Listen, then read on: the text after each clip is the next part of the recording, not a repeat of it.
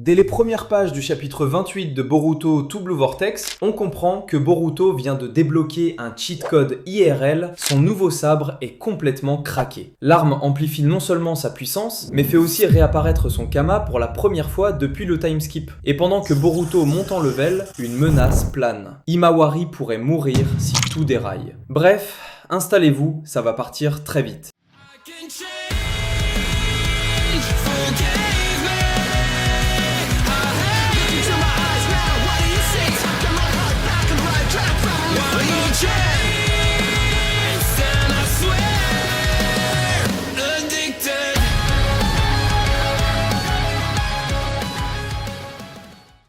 Le chapitre s'ouvre sur Inojin qui chope un nouveau jutsu que Kashin Cody lui a montré grâce à une vision du futur. Le gars le maîtrise en une journée et même Boruto est choqué du résultat. Sauf qu'Inojin ne le fait pas pour la gloire. Il le dit clairement, il veut protéger Konoha et surtout empêcher la mort d'Himawari. Boruto lui n'a aucune patience, il lui rentre dedans direct. À cause de l'omnipotence, Inojin croit que Boruto est l'ennemi et ignore qu'il est le grand frère d'Hima. Alors Boruto lâche une punchline sortie de nulle part. Je sais que t'as des sentiments pour ma sœur, mais crois pas que je vais t'accepter juste pour ça. Si tu la fais pleurer, je t'arrache les cheveux avec ta coupe éclatée. Boruto disparaît ensuite en un éclat, laissant Inojin complètement sonné pendant que Koji observe en silence. Pendant ce temps, l'interrogatoire continue à Konoha. Kobu cherche toujours la taupe, mais la conclusion est simple. Konohamaru est trop bête pour être suspect. Cependant, Sai, lui, a des soupçons. Il contacte l'unité sensorielle pour scanner les communications de tout le village, mais n'obtient rien. Shikamaru a prévu le coup. Il utilise une ligne secrète impossible à tracer. Le prochain interrogé est Mitsuki, le vrai responsable de la libération de Boruto au chapitre 14. Depuis que son omnipotence s'est effondrée en combattant Boruto, il est redevenu lui-même, convaincu qu'il est toujours la lune de Boruto. Pendant qu'on l'interroge, Boruto récupère son nouveau sabre chez Sumire. Et là, révélation. L'arme a été upgradée à un niveau indécent. Elle garde automatiquement sa forme style Uchiwa, enveloppée de chakra et d'électricité, consomme très peu d'énergie et reconnaît uniquement la signature chakra de Boruto, Sasuke et Sumire. Quiconque essaye de l'utiliser contre Boruto voit son chakra drainé à zéro, comme la version prototype au chapitre 18. Une arme parfaite contre des adversaires comme Jura ou les clones diminués de Mamushi. Mais Sumire précise quelque chose d'encore plus intriguant. La lame est créée à partir d'un matériau spécial dont elle ne peut pas encore parler. Vu les indices, ça sent le matériau issu d'un God Tree, ce qui pourrait expliquer pourquoi elle serait encore plus dangereuse pour des entités nées d'un God Tree. Vous pouvez déposer vos théories en commentaire. Pendant ce temps, Shikamaru joue la carte logique avec Shikadai. Il lui explique la situation réelle. Les Shinju arrivent, Mamushi s'apprête à attaquer, et sans Boruto, Konoha est condamné. Malgré l'omnipotence qui déforme ses souvenirs, Shikadai finit par se rappeler l'ambition d'Himawari. Elle est devenue shinobi pour aider Boruto, pas pour fuir.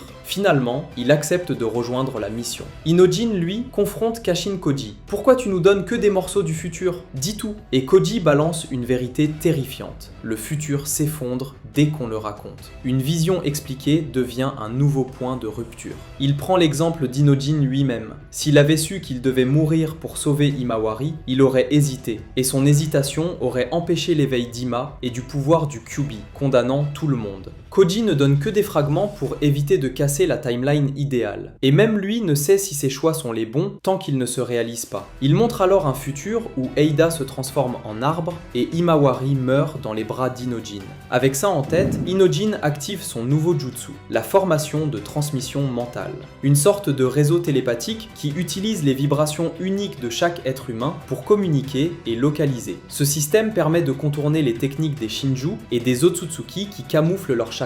Un système digne d'un radar militaire.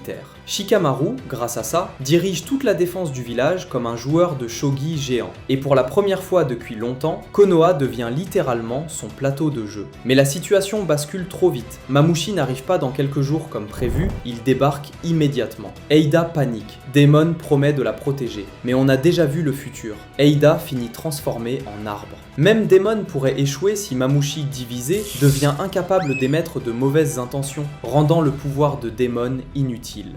Mamouchi finit par localiser un groupe de civils et commence à les cuisiner pour obtenir des infos sur Aida. Mais attention, ces clones n'agissent pas tous pareil. L'un d'eux, complètement blasé, lâche clairement « Tuez-les, mais évitez de détruire les bâtiments, je n'ai pas envie de me faire engueuler par Jura après ». Donc oui, le mec a zéro empathie, mais respecte le mobilier urbain. Priorité. Pendant ce temps, le clone qui interroge les civils garde une attitude presque polie. Il les menace de mort, mais dit quand même « Désolé pour le dérangement ». Le contraste est tellement absurde que ça en devient encore plus flippant. Les civils, eux, commencent à paniquer, surtout quand ils voient le visage de l'un des clones. Un mix entre un alien et un dessin raté dans Paint. Mais avant que la situation dégénère, une lumière déchire la scène. Boruto apparaît instantanément grâce à l'une des marques utilisées pour la technique téléportation Iraishin. Et là, sans un mot, sans respiration, il traverse le clone de Mamouchi d'un seul coup de son nouveau sabre. Le clone explose comme si Boruto l'avait découpé hors du plan de réalité. Une entrée légendaire. Les civils reconnaissent Boruto et évidemment, au lieu de fuir, ils restent pour voir ce qu'il va faire. À ce moment-là, Boruto leur dit que s'ils veulent vivre, ils doivent disparaître immédiatement. Puis une vague de clones, tous au niveau Tail Beast, se jette sur lui.